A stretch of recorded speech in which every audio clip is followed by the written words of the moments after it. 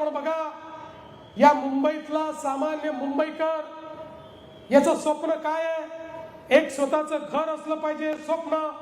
मुंबईतला मराठी माणूस या मुंबईमध्ये घर परवडत नाही म्हणून कुठेतरी वसई विरारच्या पलीकडे चालला गेला.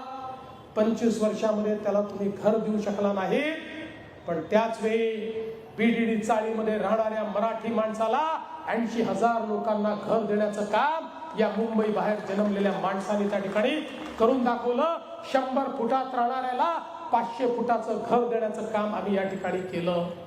पत्राचाळ असेल, अभ्युदय नगर असेल, प्रत्येक ठिकाणी सामान्य माणसाला घर देण्याचं काम आम्ही केलं. आज इतक्या वर्षांमध्ये SRAच्या माध्यमातून इतक्या मोठ्या प्रमाणात या ठिकाणी भ्रष्टाचार झाला. लोकांना घर देण्याच्या ऐवजी बिल्डरांनी LOIचं ट्रेडिंग केलं. पण आम्ही त्याच SRA मध्ये काम न करणाऱ्या बिल्डरांना जेरबंद केलं आणि त्याचं काम चालू केलं. आणि आज अनेक त्या झोपडपट्टीतल्या लोकांना वर्षानुवर्ष ज्यांना भाडं मिळालं नव्हतं त्यांना सरकारच्या वतीनं भाडं देऊन त्या ठिकाणचं डेव्हलपमेंट आम्ही चालू केलं.